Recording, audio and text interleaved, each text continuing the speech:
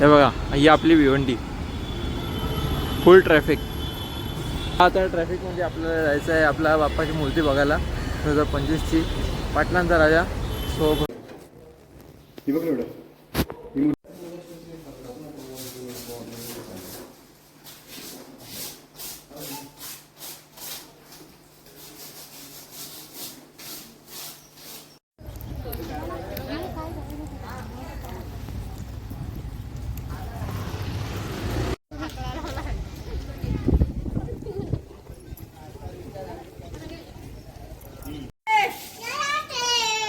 एक नंबर, एक नंबर.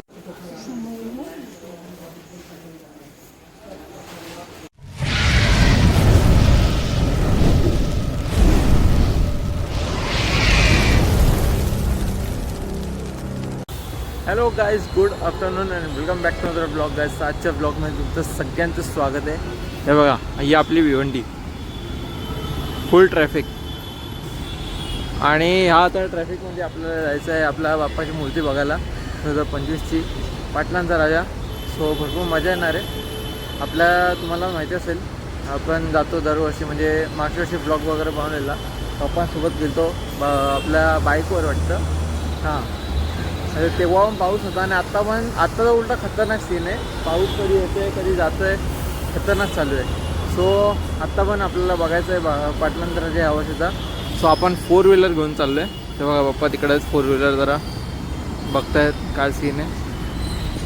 आणि मम्मी, मी आणि पप्पा आम्ही तिघं पण चाललो आहे. दादूच नाही ते, कारण की जरा त्याला कामाला गेला तो. सो आता चला अनगावला बघूया तिकडचे बाप्पा आणि मस्त मूर्ती आपण पाटलांचा बघूया आपल्या ह्या वर्षी 2025चा. सो चला, लेट्स गो. चला गाईस, सर आता निघालो आहे आपण.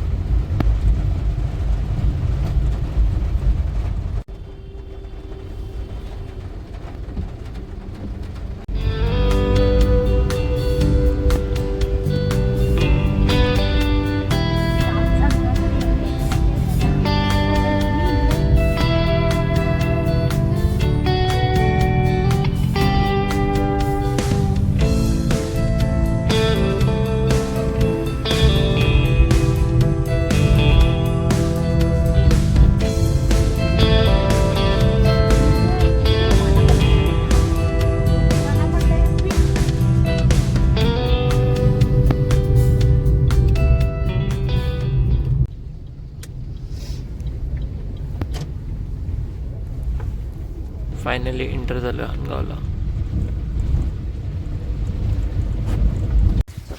तर चला फायनली पोचलो आहे. आणि आता आपण मग सुंदर सुंदर बाप्पाच्या मूर्त्या. चला.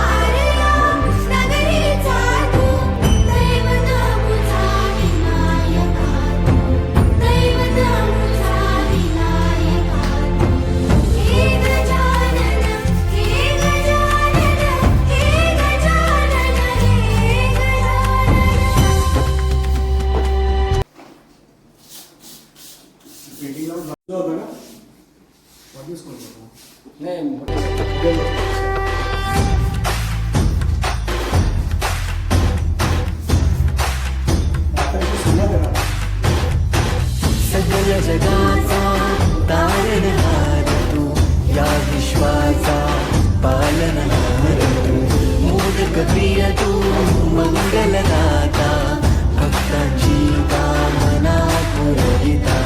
महाद्वार या नगरीचा तू, महाद्वार या नगरीचा तू, दैवत अमुचा विनायका तू, दैवत अमुचा विनायका तू.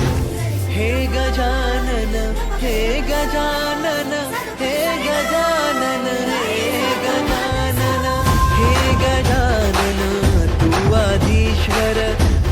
परमेश्वर तूच ईश्वर हे गजानन हे गजानन हे गजानन हे गजानन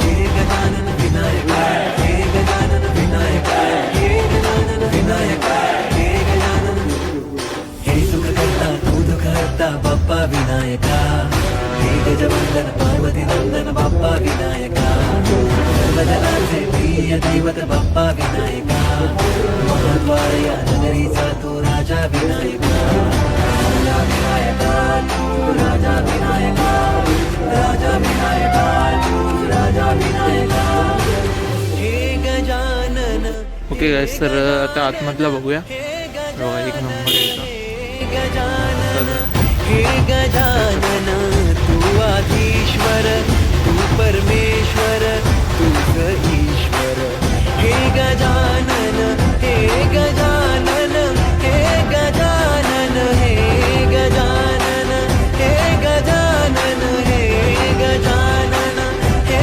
गजानन हे गजानन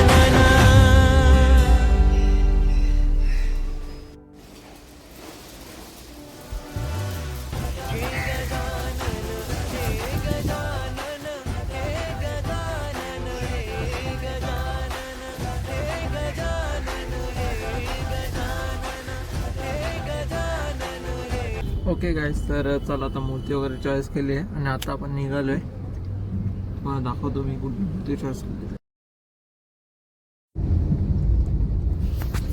तर गाईस, आता आपण चाललोय आपल्या छत्रपती शिवाजी महाराजांच्या मंदिराकडं मराठी पाड्याला. परत एकदा जाऊन आलोय, तर आता मम्मी पप्पा बोलले चला परत जाऊ. आता आपण त्याच रूटला आहे ना, म्हणजे आता अनगावच्या थोडं अजून पुढं तो गावाला. तर चला आता निघू. फायनली पोचलो आहे.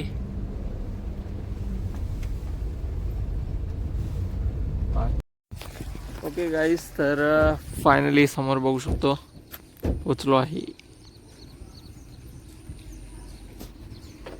अचानक इथं पाऊस सुरू झालाय.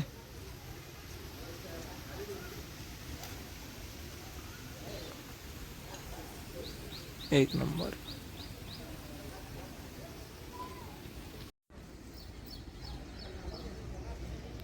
हर हर महादेव.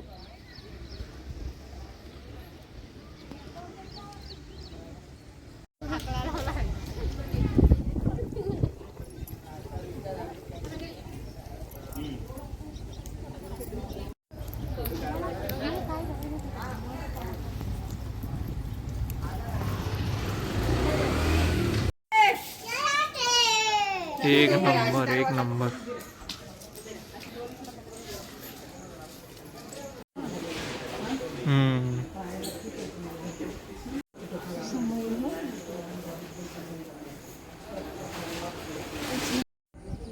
वेदर बघा.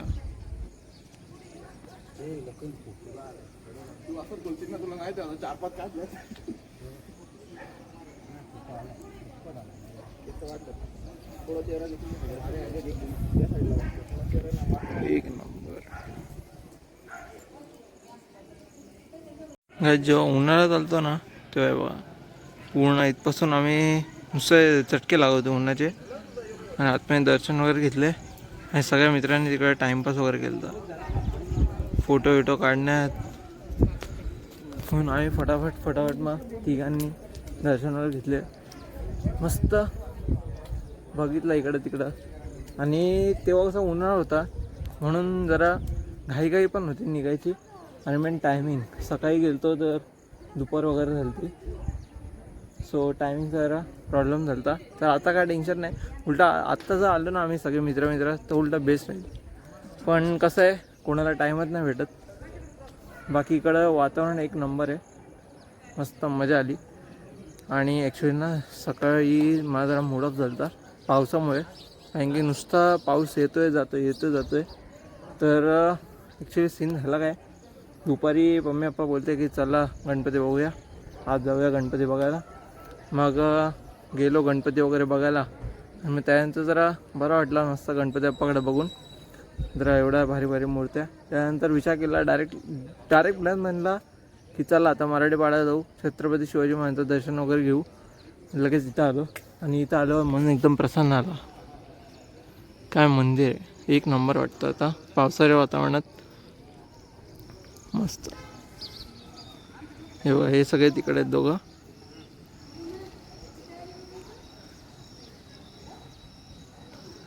आणि इकडे असं मंदिर.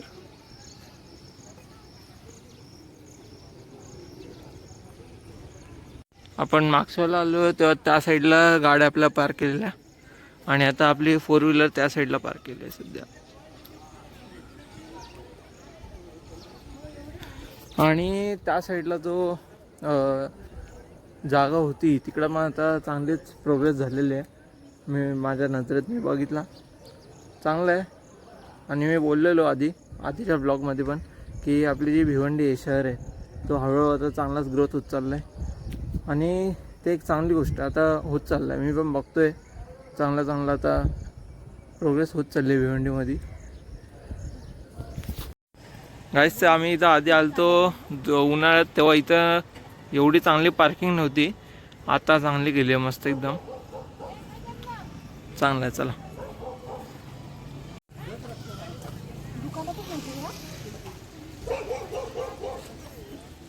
ओके गाईस तर चला ह्या ब्लॉगला मी इथेच एंड करतो. कारण की आता आम्ही इथून डायरेक्ट गाडीत बसणार थोड्या वेळात आणि मग तिकडून डायरेक्ट घरी. फक्त घरी जायला जरा टाईम लागेल कारण की आपली भिवंडीची ट्रॅफिक आणि खड्डे हे जर 2 सुधारला ना तर चांगलं होईल. बाकी त्यामुळे जर आपला टाईम तर लागेल. म्हणून ह्या ब्लॉगला मी इथेच एंड करतो. कसा वाटला तुम्हाला आजचा ब्लॉग? आवडला असेल तर लाईक करा, या ब्लॉगला जास्तीत जास्त शेअर करा आणि माझ्या चॅनलला सबस्क्राईब करा. Thanks for watching. Bye bye.